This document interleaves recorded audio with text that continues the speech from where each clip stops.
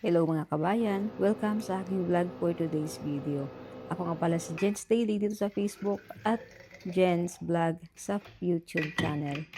So guys, for today's video ay ipapakita ko lang sa inyo ang aking ganap buong araw. Actually, nahihirapan akong gumawa ng content kasi paiba-iba ang aking pinupost dito sa Facebook. Wala pa talaga akong final na niche, kaya hindi ko alam kung ano talaga yung aking ipopost sa Facebook. Kaya pagpasensyahan nyo na kung paiba-iba ang aking content. Pero dahil gusto ko talaga ang nagbablog at i-share sa inyo ang buhay bilang isang OFW, sana wag na rin kayo magsawang panoorin ang aking mga video. At lubos na ako nagpapasalamat sa aking mga supporters. Kahit iilan lang tayo, tuloy-tuloy lang tayo sa pagsuporta sa bawat isa. Shout out sa aking mga bagong followers at sa dating mga followers na talaga namang nakikipag-engage talaga sa aking mga video. At dumating na nga ako sa aking trabaho, kailangan ko pang maglakad ng konti dyan para makapasok sa mall. Alas 8 na ng umaga at kailangan ko nang mag-start magtrabaho. Kaya nasuot na rin ako ng uniform.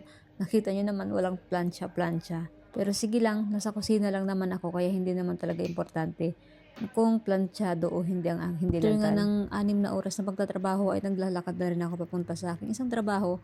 Malayo-layong lakaran to guys, 13 minutes o 14 minutes walk tapos magte-take ako ng train like 20 minutes. Tapos lalakarin ko ulit ng 4 minutes. Tapos mag-wait ulit ako ng bus na another 15 minutes. And then after that, kakain na ako ng lunch. Like 20 minutes lang ang aking lunch dito. Kailangan kong madalian. Actually, 30 minutes lang yung break ko dito. Dito lang ako kung saan akong pwedeng kumain. Sa kalye, sa parke, kung saan-saan lang pwedeng makaupo kapag magandang weather. Pero pag bad weather, kailangan ko talagang pumunta sa coffee shop at bumili ng kape na napakamahal. Kasi itong lugar na to ay medyo lugar ng mga mayayaman. Kaya ang napakamahal ng kape. Minsan wala akong choice guys. Kahit yung kape nila is tig 2 euro something. Dahil kapag tag-ulan, hindi ako pwedeng kumain sa parke. Thanks God for today kasi maganda ang weather. Kaya yan, nakaupo lang ako sa bench at wala nang hiya-hiya. Bawal ang mahiya at hindi ka mabubuhay dito sa ibang bansa kapag nahiya-hiya ka pa. At prefer kong kumain ng mga light lang na pagkain kapag lunch kasi nga 30 minutes lang yung break ko, 20 minutes na kain, tapos 10 minutes na walk ulit papunto doon sa aking work. At magtatrabaho ako doon sa aking work. Actually sa bahay to guys, nagtatrabaho ako sa isang matanda at nagtatrabaho ako sa kanya ng MWF. 4 hours yun kapag Huwebes, Monday, Wednesday, and Friday. 4 hours yun. Napakahirap lang talaga magtrabaho pag hapon kasi alam mo yun, busog ka, tapos pagod ka, kaya antok ako magtrabaho sa panghapon. Kaya gusto ko na talaga iwanan si Lola pero kailangan ko rin talaga ng datong. At after nga ng 4 na oras na bakbakan guys, ay pauwi na rin ako, salamat sa Diyos. At na-survive ko na naman yung isang araw ng trabaho. At bago pa nga ako uuwi guys, ay dadaan muna ako sa isang tindahan kung saan may, kasi kailangan kong bumili ng gamit or sabitan ng mga, dumaan muna ako dito sa Leroy Merlin. Parang IKEA style siya pero napakaliit lang niya.